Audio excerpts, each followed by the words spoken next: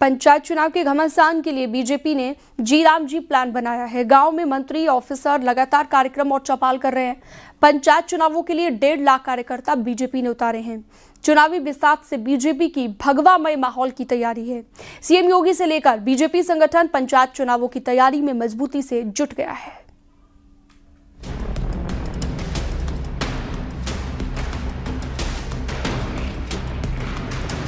विधानसभा चुनाव का सेमीफाइनल माने जाने वाले पंचायत चुनावों के लिए बीजेपी ने चुनावी व्यू तैयार करना शुरू कर दिया है। बीजेपी संगठन से लेकर सरकार भी योजनाओं को लेकर जुटी हुई है।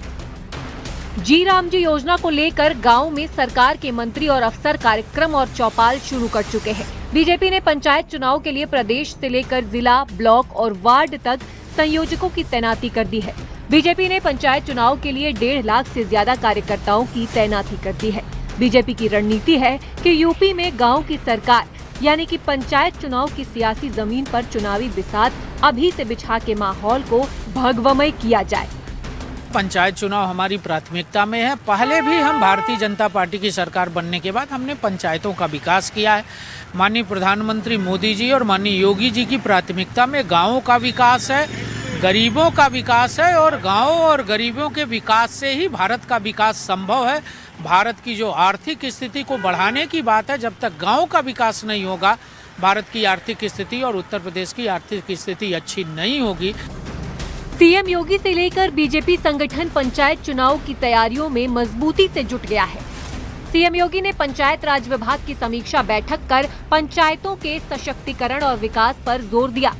2021 के पंचायत चुनाव में जिला पंचायत की 75 में से 67 सीटों पर बीजेपी का कब्जा रहा। एसपी को जहां 5 सीट मिली, वहीं कांग्रेस को 1 भी सीट नहीं मिली।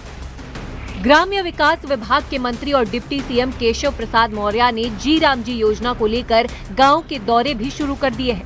पंचायत चुनाव से पहले बीजेपी विकास योजनाओं के साथ ही राजनीतिक पकड़ और ग्रामीण वोट बैंक को पाले के करने के लिए जन अभियान चला रही है।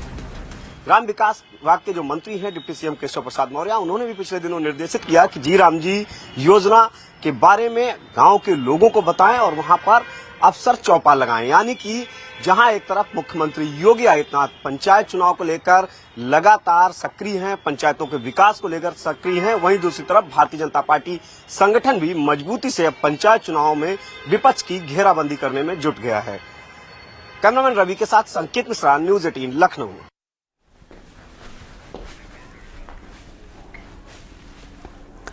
यूपी पुलिस में सिपाही और उनके बराबर की ही 32,679 पोस्ट पर सीधी भर्ती के लिए ऑनलाइन आवेदन मांगे गए हैं। इसे लेकर सामान्य वर्ग के अभ्यर्थी उम्र में छूट देने की मांग कर रहे हैं।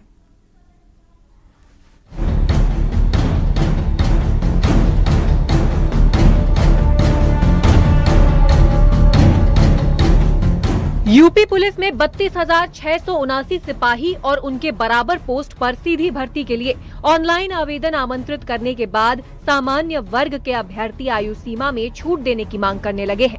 सामान्य वर्ग के अभ्यर्थी आयु सीमा में 3 वर्ष की छूट देने की मांग सोशल मीडिया पर कर रहे हैं। इससे पहले 60,244 सिपाहियों की सीधी भर्ती में 3 साल की छूट राज्य सरकार ने दी थी।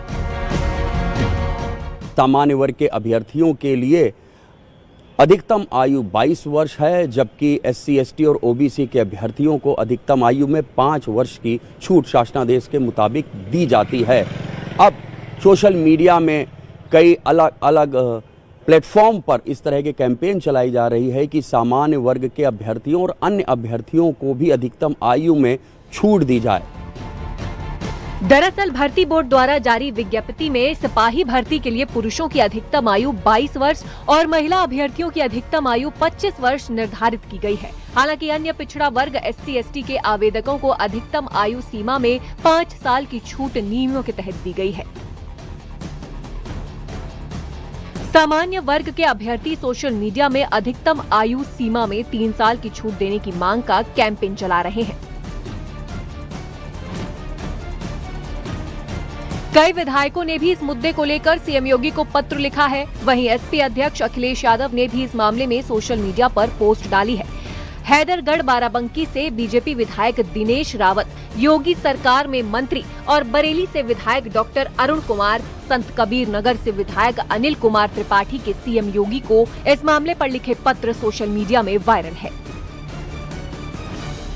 इससे पहले 60,244 सिपाहियों की भर्ती में कोरोना महामारी की वजह से भर्तियां नहीं होने पर सभी वर्गों को आयु सीमा में 3 साल की छूट दी गई थी। अभ्यर्थी मांग कर रहे हैं कि इस बार भी वही व्यवस्था लागू की जाए ताकि 22 साल से अधिक आयु के अभ्यर्थियों को भर्ती में शामिल होने का मौका मिल सके। 60,244 पदों पर जो सिपाहियों की भर्ती हुई थी उसमें अधिकतम आयु में 3 साल की छूट दी गई थी। उसी का हवाला देते हुए अब तमाम अभ्यर्थी अधिकतम आयु में छूट की मांग कर रहे हैं। देखना होगा कि उनका संदेश सीएम योगी तक पहुंचता है या नहीं, और पहुंचता है तो सरकार इसमें क्या फैसला लेती है। कैमरामैन अनिल कुमार के साथ ऋषभ मणि त्रिपाठी, न्यूज़ 18 लखनऊ।